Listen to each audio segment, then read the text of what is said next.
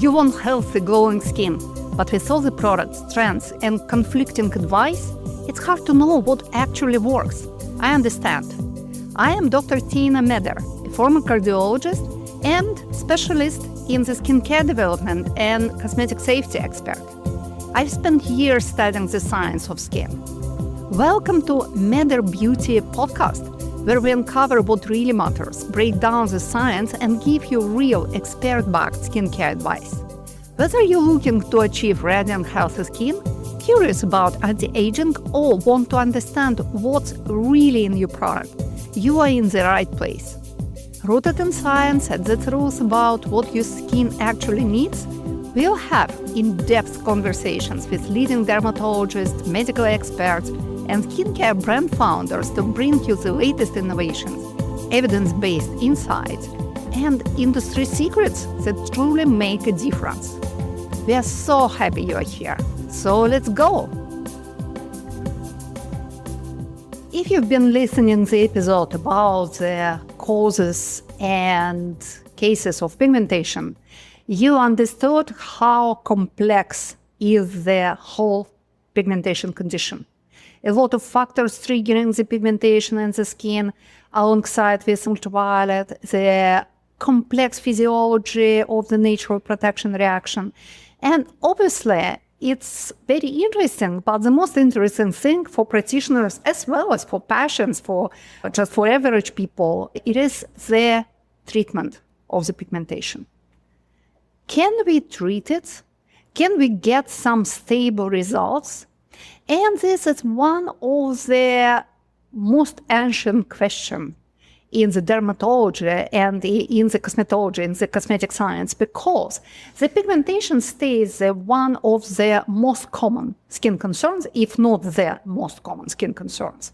But it worried people for hundreds and hundreds of years. First manuscripts about the pigmentation treatments been found in the ancient China, Egypt, and Greece, so ancient civilization. They also worried about the skin appearance. And they also worried about the pigmentation spots. So they left us a lot of remedies for skin whitening, based mostly on plant extract. And what is interesting, we're still using some of them and find them efficient. And now we explain it scientifically, but it's amazing how they found these plants and how they started to use them without any laboratory or scientific basis. But as far as 1,000 years ago, people find then lead, mercury, and arsenic has a lightening properties in the skin. And it opens a whole tragic chapter of the medical history related to the pigmentation treatment. First, the most famous substance based on these toxic substances was famous, or should I say infamous, Venetian cerusse. It was extremely fashionable in the medieval time, and it caused a lot of poisoning and even death among aristocrats and the rich people.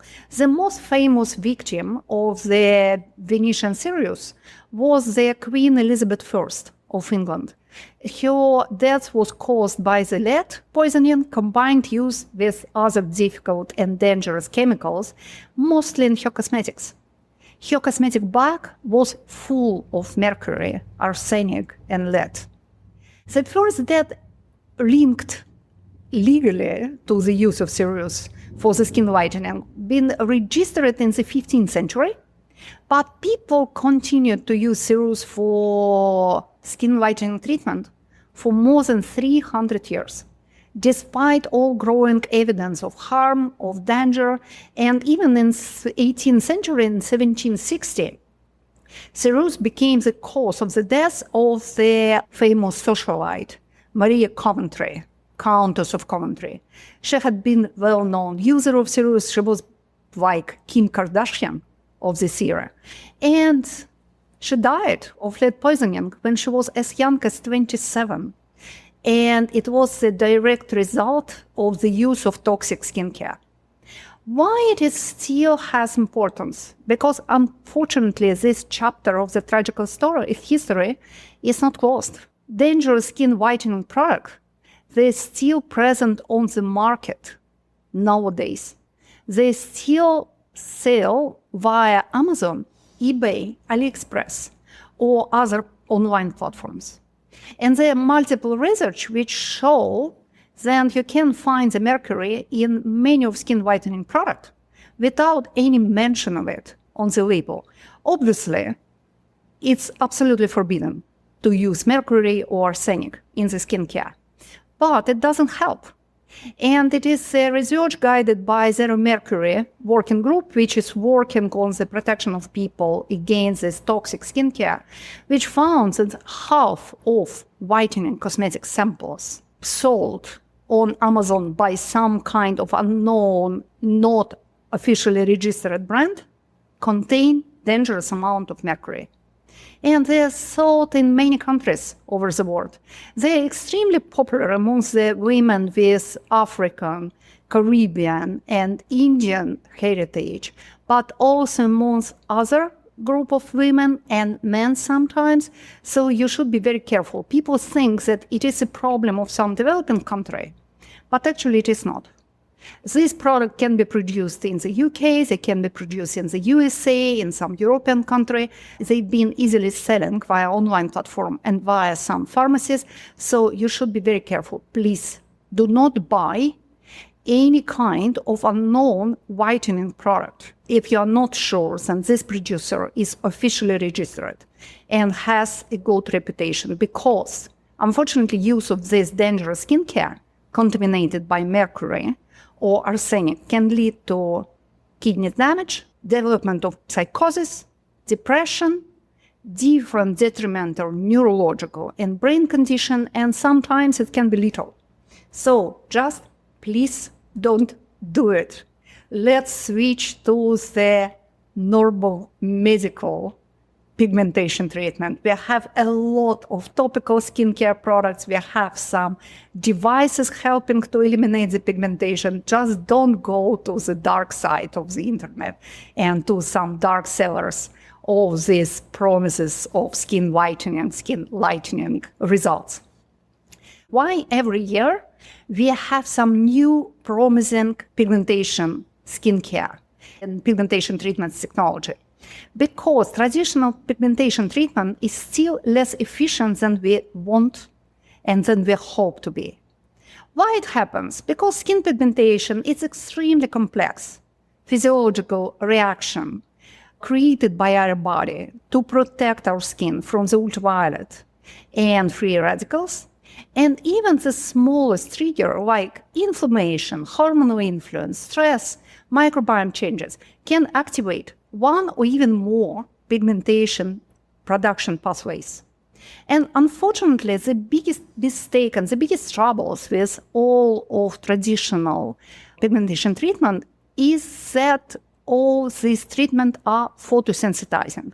So they sensitize the skin, they make it more vulnerable against the ultraviolet. So it increases the risk of the hyperpigmentation in the near future, in the next period of time, next exposure to the ultraviolet. So we can start the treatment of different types of pigmentation, for example, melasma, chloasma, even freckles, and easily come in the second step to the post-inflammatory hyperpigmentation caused by our treatment. So it will be what we call iatrogenic, medically induced hyperpigmentation. What I call traditional treatments, I can say that all of them, they are efficient.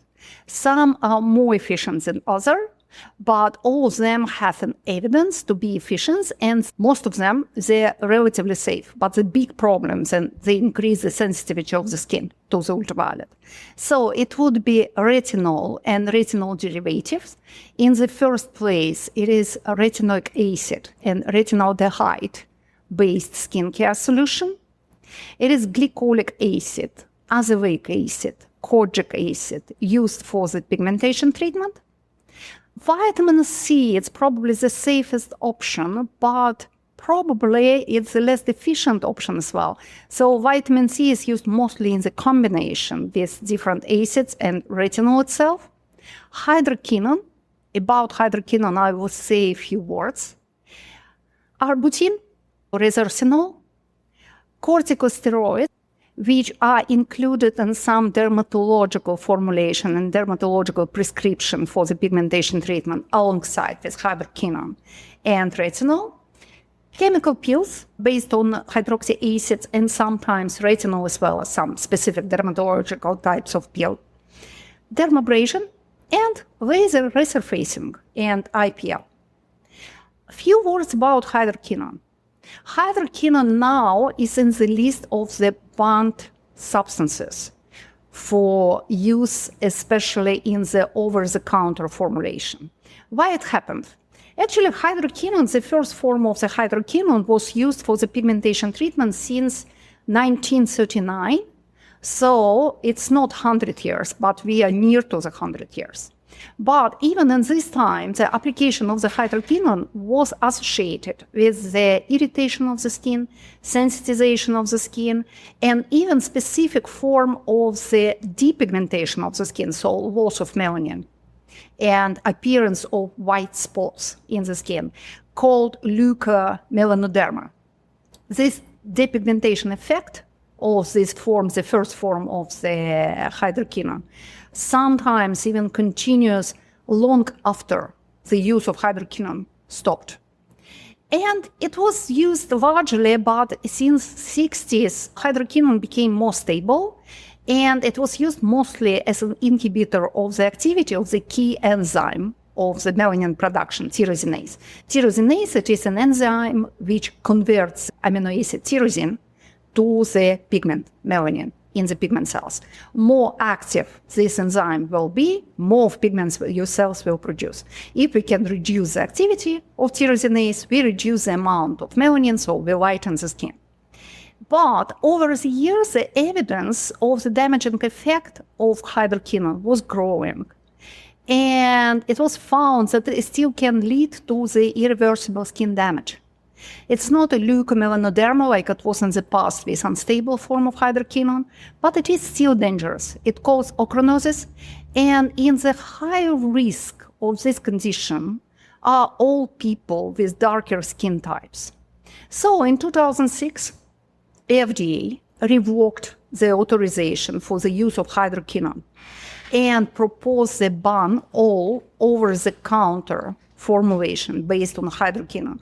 But it took 14 years for this ban to take place. So it's only since 2020 the hydroquinone was officially banned in the over-the-counter solution as a part of the reform of over-the-counter drug review in America. In the European Union, hydroquinone is banned as well, so you cannot find legally skincare products based on hydroquinone. And I really recommend you do not looking for, because that's a lot of illegal sale of hydroquinone, because for many years it was the gold standard of the hyperpigmentation treatment. But now we understand it is dangerous, it is unsafe. So please don't use it and don't look for it in the dark sides of the online platforms. And it's not only about aesthetic of the skin. Unfortunately, it's reducing the synthesis of the melanin in the skin. It's reducing the natural protection of the skin, including antioxidant protection, and significantly increases the amount of ultraviolet rays, A and B types, penetrating into the skin, and it increases the risk of cancer developing the skin. So hydroquinone use is directly related to higher melanoma risk. I really hope that it is a reason well enough to not use it in the future. Now we are changing approach to the pigmentation treatment. We are trying to find new solutions which will be not photosensitizing for the skin, but in the same time efficient. So we are literally looking for new ingredients which are able to reduce the tyrosinase activity in the skin as much as we've got it with hydroquinone or retinol or acids, but in the same time, they should be non-dangerous. So they should be not sensitizing. And ideally, they should increase the level of our antioxidant protection of the skin. And they should help us to restore the natural protection against the ultraviolet. And the good news is we have a lot of progress in the cosmetic science right now. So we have a lot of new ingredients, which looks like perfect match for pigmentation treatment, the new and safer way. New ingredients and new skincare addressing the pigmentation, we are trying to address all pathways leading to the increase of pigment synthesis in the skin.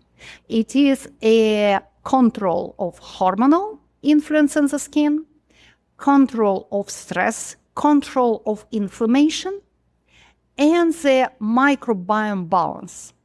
Also, we are trying to prevent the aging of melanocytes, pigment cells in the skin, because if you prevent the aging of melanocytes, you keep them properly active.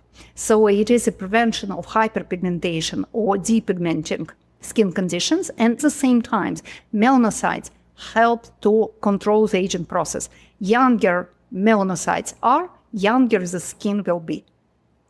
So we are trying to combine ingredients with different kind of action, addressing these different pathways, and also to use them alongside the new technology and obviously new efficient sunscreens, so we can intervene on the different step of this complicated biochemical cascade of pigment synthesis. So what can we do? The first thing to do, elimination of pigment. For the elimination of pigment, traditionally, we've been using the exfoliation. And the part of melanin pigment located superficially in the epidermis and even in the stratum corneum, in the most superficial layer of the skin, can be eliminated for a few days because the new melanin will travel from the deeper side of the epidermis, more superficially. But it can brighten the skin, it can lighten the skin immediately after the professional treatment or a few days later when you start to use some exfoliating agents. Amongst them, traditionally, we've been using chemical peels, we've been using skincare, speeding up the skin renewal, dermabrasion, laser resurfacing, but unfortunately, all of them have been sensitizing. So now we have new exfoliating agent like gluconolactone. I will speak about it a little bit more later. Another pathways which we are addressing, it is an inflammation and stress. Inflammation can be addressed from different ways, so we can approach it differently. We can approach it with antioxidants because a big part of the inflammation process, it is an oxidative stress. So when you reduce the oxidation process in the skin, including oxidation of lipids in your barrier or oxidation of cell membranes, you protect your skin from the inflammation at the same time. We are using ingredients which decrease the signaling ability of skin cells in the superficial layers, which decrease the activity of melanocytes, because if someone crying next to you, it wakes you up. It's exactly the same what happens with melanocytes. If all skin cells around them are overactive and they are constantly signaling, it creates this noise. So melanocytes, they become overactive as well. If you calm down other skin cells, it calms down melanocytes as well. And obviously, we are using different kind of anti-inflammatory skincare, different formulations, and sunscreens, which protect the skin, but they also help to calm down the skin signaling, the skin cells noise, and they help to prevent the inflammation of the skin triggered by the ultraviolet. So what should you look in the formulation? Centella asiatica extract, one of the best ingredients, plant-derived ingredients, protecting your skin from the inflammation and reducing inflammation, especially in the redness-prone skin. So if you have a tendency for the redness or if you're suffering from rosacea, look for centella-based skincare. Aloe vera extract, also calming down, but also moisturizing, so it's amazing for skin with a tendency for the dryness and for mature skin. And because of it, aloe vera, it's used for the sunburn treatment, anti-inflammatory and moisturizing in the same time. Green tea extract and silver malva extract, both of them are anti-inflammatory and antioxidant in the same time. And they are addressing specific inflammatory pathways created by the ultraviolet. Resveratrol, derived from the red grape, antioxidant and rejuvenating, so it helps to prevent the aging of melanocytes and in the same time protects us from the inflammation, so the ideal ingredient for mature skin and skin with different signs of aging, such as wrinkles or age-related pigmented spots or loss of elasticity. And even the hyaluronic acid, which doesn't penetrate in the skin because it is too big, it is really good for pigmentation treatment because hyaluronic acid creates this mantle, water-holding layer in the skin, which prevents the skin signaling in the same time. And the same action you can get with glycerin and carrageenan or extract of Irish moss or some different algae. Also, we can use specific antioxidants because antioxidants are not the same. We have hundreds and hundreds of them used in the skincare. And most of the antioxidants, they derived from plants, so they have this antioxidant capacity.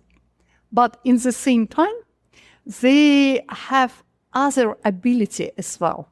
So some group of the antioxidant, we can call whitening antioxidant because they are most efficiently prevent the pigmentation and even reduce the pigmentation in the skin. Among them, as I mentioned previously, is resveratrol. Also, it is a mulberry extract. Most of berry extracts, they have some lightening property, and all of them, they are antioxidant because each of plants-derived pigment acts as an antioxidant. It's natural protection of berries and plants. So all berries are very useful as an antioxidant protection, but mulberry is the most lightening of them. In the second place, it will be berberry. The flavonoid are found in citrus fruits with the highest concentration in lemon and in some oranges.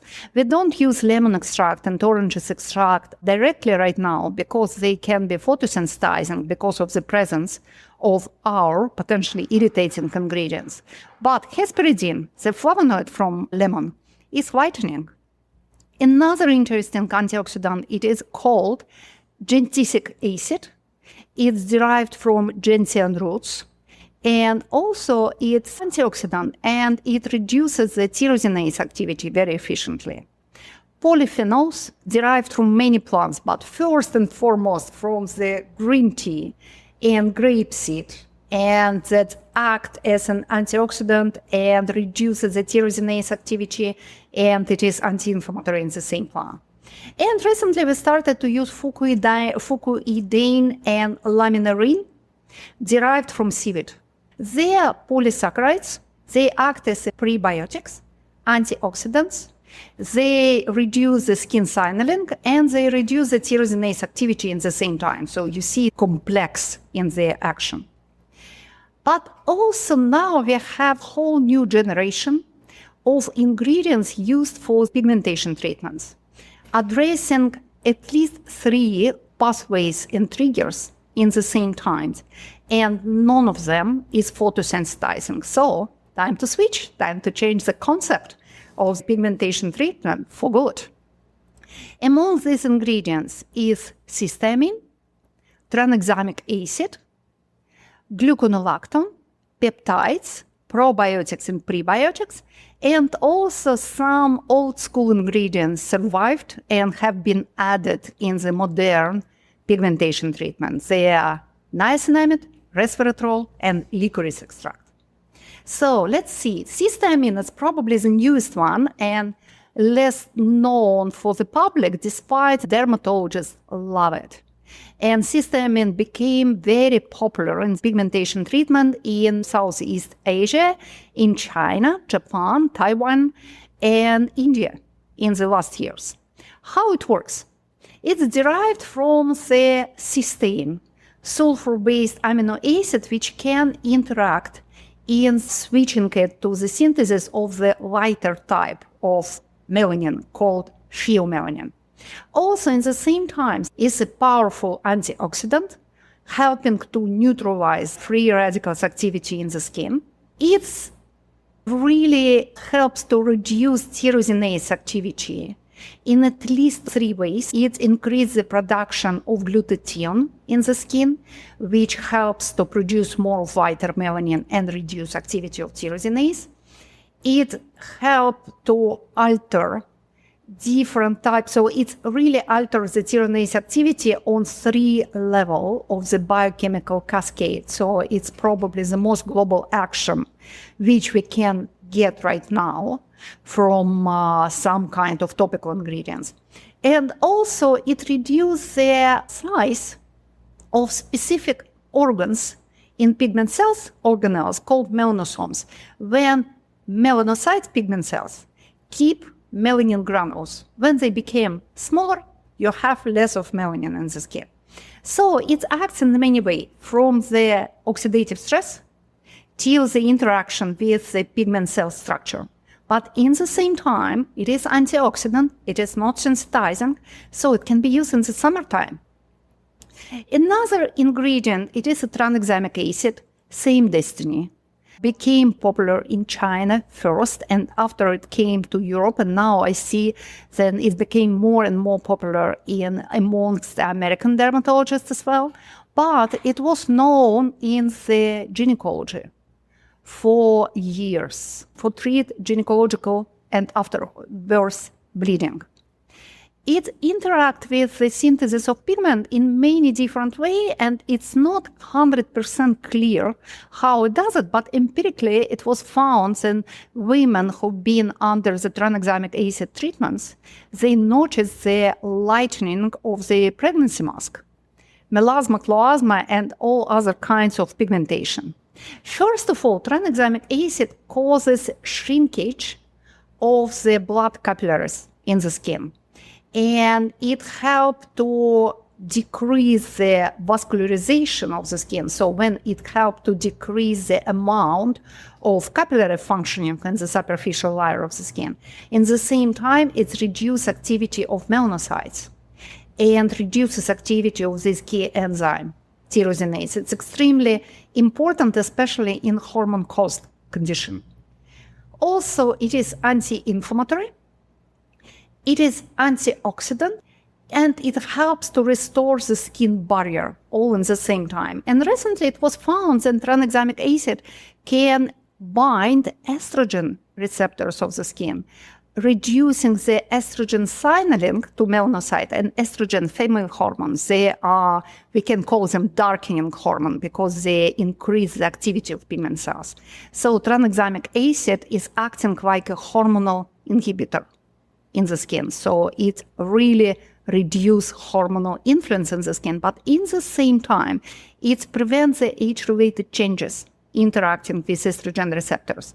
So it's good for the skin during the menopause because it prevents the loss of the collagen, but in the same time, it's lightening, brightening, anti-inflammatory, and even helps to treat redness. So amazing ingredients with such a global approach to the skin conditions, and in the same time, once again, not photosensitizing at all. We are using tranexamic acid and cysteamine very often alongside with niacinamide-based product. Niacinamide is well known for its lightening property. And what is the beauty of niacinamide? It is skin identical. It is bio-identical ingredient because it is vitamin B3. We need it. Vitamin B3 is circulating in our body, and it can reduce the transfer of melanin from the deepest layer of the skin, from the basal membrane, to the superficial layer of the skin. So it just stops the constant renewal of the pigment of the superficial layer of the skin. So the first direction how niacinamide was used previously is the prevention of the rebound of the pigmentation after chemical peels, laser resurfacing, or different kind of exfoliation. Because if you start to use niacinamide-based product a few weeks before the exfoliation and continue to use it later, they prevent the rebound of pigmentation and they prevent the post-inflammatory hyperpigmentation, obviously, if they are well formulated. By the way, 4% of niacinamide was proven be efficient for the pigmentation treatment and for the pigmentation prevention. And even 1% of niacinamide is efficient and very useful for the formulation like this. Toxicologists don't recommend to use niacinamide in the concentration higher than 5%. So I just want you to know it. 10% of niacinamide is not applauded by toxicologists, let me say it. Also, niacinamide is a well-known antioxidant. And what is interesting, it doesn't affect the activity of tyrosinase in the pigment cells. So pigment cells with niacinamide, they continue to produce melanin like they did before. It acts differently. So I will not probably recommend to use the niacinamide as an isolated mono treatment of the pigmentation, because if your melanocytes are overactive, if you have overactive tyrosinase, you need something to reduce its activity. But niacinamide improves the long-lasting results and really prevents the relapse and rebound of the hyperpigmentation. And also, it improves the barrier function because it stimulates the synthesis of ceramides. It helps to restore the skin barrier, and it is a collagen booster. So it has a lot of very useful action in the skin. Another ingredient which we've been using for years for pigmentation treatment, but also mostly in the combined formulation, it is resveratrol. Resveratrol is great to use alongside niacinamide because, different to the niacinamide, resveratrol is able to reduce the activity of tyrosinase. But it does it slower than classic tyrosinase activity reducer, like retinol, for example. Slower, but gentler. It competes with different substances in melanocytes. So it controls the melanocytes activity once again in the long distance. So when you see the product containing resveratrol, it's very probably the product which will act a little bit slower, but it will get you more stable results. Also because resveratrol is interacting with genes with the skin, is acting epigenetically, not only treating the pigmentation, but preventing the pigmentation in the future. And it is well-known collagen booster and skin anti-senescence agent. So for everyone suffering from the hyperpigmentation in the 50+ age, I would definitely recommend skincare based on niacinamide and resveratrol. It will be gentle. In the same time, it will be anti-aging and brightening. Yes, it will take time, but it's absolutely worth it. Another great ingredient which we've been using traditionally, it is a licorice extract, but only now we started to understand how licorice interact with pigment cells. Actually, it was found that licorice has 4 different active substances, and all of them are amazing to reduce the pigmentation in the skin. It is a glabridin, inhibiting this key enzyme, tyrosinase.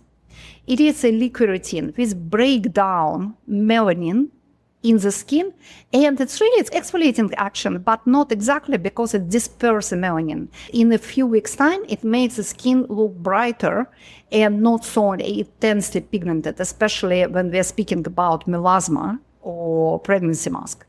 Gluconolactone helps to control the sebum production in the skin, protecting the skin against ultraviolet on the surface. Another ingredient, glycyrrhizin, is anti-inflammatory.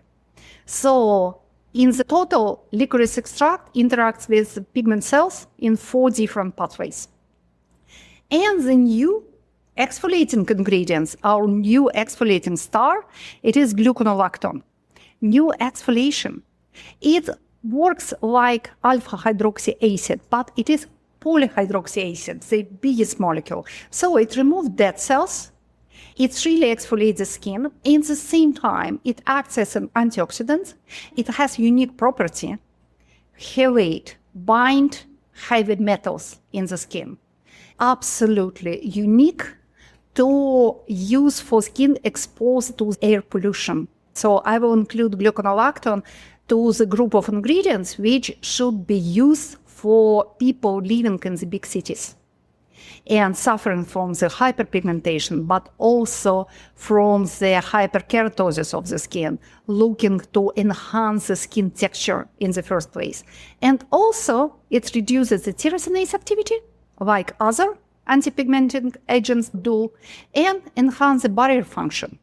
So it's a very new and better generation of peels for the skin. And two big groups of ingredients for the skin brightening and lightening. And they are safe, they are efficient. And for me, the future of the skincare lies in peptides and prebiotics and probiotics. They are probably my favorite categories of ingredients. Amongst peptides, what we have now for the skin brightening, we have probably, I will say, 5 peptides, which found to be highly efficient on the level of traditional treatment. So they are better than hydroquinone. They are more efficient, but in the same time, they are safer. So it's an amazing replacement for these old-fashioned ingredients. It is a melanostatin, which inhibits the synthesis of pigment caused by the hormonal influences in the first place. So melanostatin, when you see it, you know it would be good for the pregnancy mask treatment or prevention of the hyperpigmentation during pregnancy or menopause. Another peptide called beta-white, it's very anti-inflammatory and reduces melanin synthesis in the inflamed skin. So if you need to prevent the pigmentation, treat the pigmentation after chemical peels or laser resurfacing or something else, acne, look for beta-white. Geno-white peptide is another anti-inflammatory peptide, so another option for the post-acne hyperpigmentation or post-treatment hyperpigmentation. And also it helps to protect the skin from the air pollution. A new peptide called tetrapeptide 30. It acts like hydroquinone, so it's hydroquinone mimicking agent, but safe and not dangerous for cell health or not sensitizing the skin. And finally, the most innovative one is called White Pure X50 peptide. It's combining 2 peptides with innovative delivery system. It is peptide called also cosmetic drone, helping like a smart capsule. It travels like a space shuttle to pigment cells in the deep, opens the door into the pigment cells, choosing only overexpressed, overactive pigment cells, and regulates the synthesis of melanin in each cell selectively. So it's really new generation peptide, which helps to eliminate dark spots without creating any depigmentation, because it is interacting only with unhealthy cells without acting on healthy pigment cells. And the big group of prebiotics and probiotics. As I mentioned in the episode speaking about the pigmentation, recent studies showed that some bacteria can be skin darkening, provoking the skin hyperpigmentation, especially when the skin is exposed to the ultraviolet. But some bacteria can protect the skin, increasing this antioxidant capacity and reducing the melanocytes activity in the deep of the skin, because it was found that microbiome can penetrate deeper than superficial layer. So some probiotic strain, including some lactic bacteria, leuconostoc, by the way, it's a bacteria creating kimchi making from the radish, bifidobacterium, some Bacillus subtilis, they are all able to lighten the skin, reducing the synthesis of pigment. And also it was found that some of membranes of some of these bacteria, they have membranes, and part of these membranes contains a specific substance called lipoteichoic acid, which can control melanin synthesis itself. So even if we are using fragments of bacteria, like lysates or filtrates, what we call postbiotic, not living bacteria culture, it still be very efficient. Also, we are using prebiotic to promote the growth of lightening skin microbiome and to suppress the growth of the darkening skin microbiome. Among these prebiotics, there are substances which we are using for acne treatment, such as bio-E. coli or alpha oligosaccharide, inulin derived from the yacun extract, Mexican water chestnut extract, and some others. So they calm down the skin inflammation and promote the growth of beautiful lightening microbiome. The best solutions are probably what we call symbiotics, so complex which combine probiotics. Sometimes they are living bacteria, sometimes they are fragments of bacteria with prebiotics in the same time. And it shows the best activity for the skin brightening. So as you can see, the science progressed a lot. So now we can treat the pigmentation safer. Now finally we can close this tragic chapter of the pigmentation skin treatment. We have peptides, prebiotics, probiotics. We have this gluconolactone, specific antioxidant, and our old friends, niacinamide, resveratrol, licorice extract, berberry extract, mulberry extract, a lot of them. So let's start to treat hyperpigmentation safely. We have everything we need for that. Thank you for joining us today on the Matter Beauty podcast. If you found this helpful, be sure to subscribe so you never miss an expert skincare tip. Have a question or topic you'd like for me to cover? Send me a message at podcast@matterbeauty.com and let's keep the conversation going. Also, you can visit matterbeauty.com and discover Matter Skincare, which I created. And if you enjoyed the show, I'd love if you left a review. It helps others find the podcast and keeps us growing. Until next time, stay healthy, stay glowing, and take care of your skin.